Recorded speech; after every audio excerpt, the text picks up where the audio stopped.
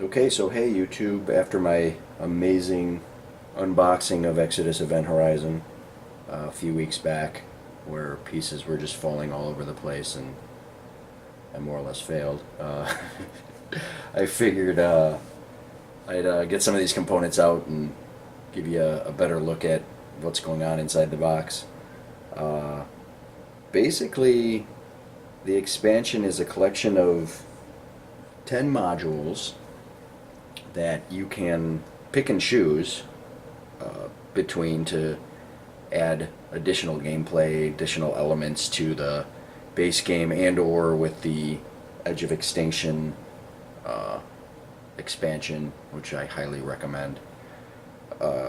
In addition to that, it has another solitaire play mode and a couple other scenarios that are available as well. So I hope with this series to go over the modules, the 10 different modules, and go over the new scenarios in the solitaire and then get some gameplay, is my hopes, time permitting.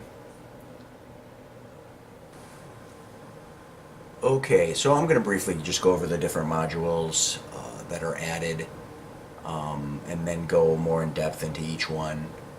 The layout on the page has them kind of scrolling back and forth, so I'm just going to take them as they come and then go through them in the actual order in depth. But so the layout of these are basically just the name of the module number, the challenge level that it adds from 0 to 5, and also playtime, if any, that it adds to the actual game. So Module 1 is an additional 4 bonus actions in the game. As you probably know, the Vice Chancellor during the console stage will pick a bonus action, and the Chancellor is able to choose one of the two that are chosen by the Vice Chancellor, or none for that matter. But so this adds additional bonuses that can be used during the action phase. Module 3 is Centurion Outposts, challenge level of 4, and the playtime it's going to add +5 per player. So basically, this is pretty interesting. So what this adds are actual presence of the Centurion on the planets that you're trying to populate. And I'll go over it a bit more when I go over this one, but it's pretty cool. So they have a presence potentially on planets. There's some technologies you can use to hide from that. But you do get rewards for defeating them. Pretty interesting to have that as an addition to, instead of just space combat, to have presence with the Centurions on the actual planets. Okay, so with Module 5, they add new planets. The challenge level is 1, playtime is 0. So basically it just adds a bunch more tiles for planets within the game. It's pretty interesting. We'll go over it a bit more with the new types of planets. So it's not only, there's no new resources, but some planets have multiple resources. There's special planets in terms of not running out of resources, where you don't have to tick the dice down anymore. There's some peaceful planets that can no longer be attacked by WMDs, but we'll go over more of that when I get there. Module 7 is Jump Gates. Sort of just what they sound like, right? A challenge level of 1. It's not really adding additional time. It's basically treated as building a ship, but you can only build 1 per turn. And just what it says, you could jump across the map based on where you want to place these. Each player only gets 2, however. And so that is Jump Gates. Module 9, energy barriers, challenge level, it adds 1. No additional playtime. Basically, well, there's a couple ways to add these. It can affect ships that pass through the energy barriers by taking damage. Also, it does affect WMDs. So depending on how you want to place these, each player only gets 1. So I'm not sure how much of a factor that's going to be. You can also do a randomizer, I guess, where to place these. And it should just be, again, per player. There's an energy barrier per player within the game. Okay, going back to the top, Module 2, Centurion Resistance. Now this adds a challenge level of 3 and 5 minutes per player playtime to the game. So it's nothing new per se, where you can take on the Centurion Resistance, the fleets. However, it changes it quite a bit in terms of there's 2 levels now. There's like a normal fleet and then a advanced fleet. Before, if you recall, there was 3 different levels. You had your 1 blue fleet, level 1 blue, level 2 yellow, and level 3 red. So this scales pretty interestingly in terms of the turn of the game, the round, I guess I should say. Based on the round, it scales. So if you're in round 5 and you're going against a normal level fleet, that could actually be a level 3 and a level 2 card that you have to take on. But we'll go over that a bit more. At first it looked a little confusing, but I think I'm getting my head around how it works. I mean, it gets to the point where you could be taking on 3 level 3s. That's sort of the top level. And I remember just in the regular game taking on a level 3 and just sort of like gambling a bit with my fleet to see if I was going to be able to take it out. But the rewards are there if you can do it. Exploration. Let's see, where are we? Exploration. So this is Module 4, challenge level of 3, and this adds 5 minutes per player. I like this a lot. So you basically, besides your home planet, and if you're doing Edge of Extinction, the planet next to you, because you have another ship and a population, the rest of the board, oh, and I should say the middle, right, the console in the middle, or the sun for that matter, that's another, that'll be the next one, Module 6 we look at. You basically, all the tiles are down, and as you move into those sectors to, quote unquote, explore them, you need to pull an event card.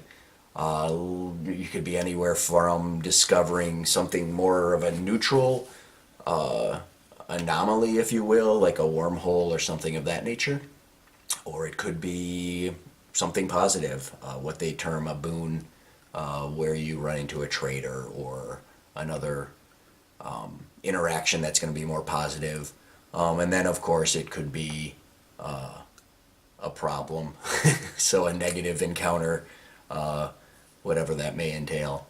But yeah, I'm pretty excited about this aspect of it, because you kind of can't see until you start exploring. You can't really see the map, and I like that idea, to have that face down. And I guess you could have done that with the base game, but I like the event cards as well. That's kind of a cool addition.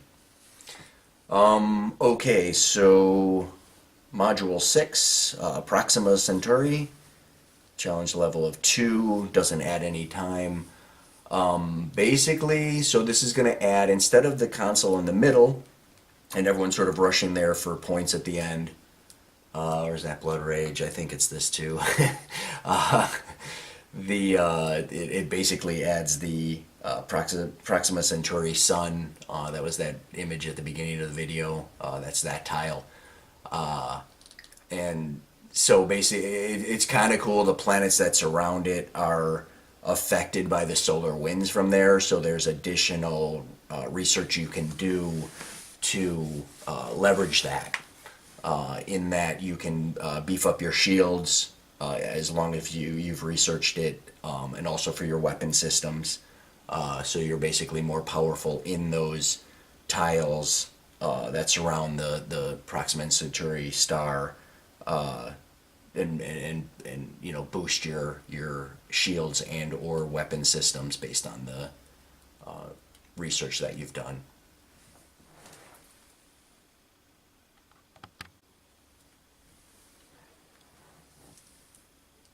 Okay, moving on to, let's see, Module 8, the communication satellites. Challenge level of 1, and doesn't really add any additional playtime.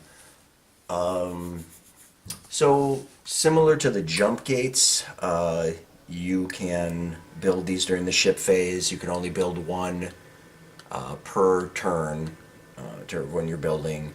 You do get, each player gets 6 of these.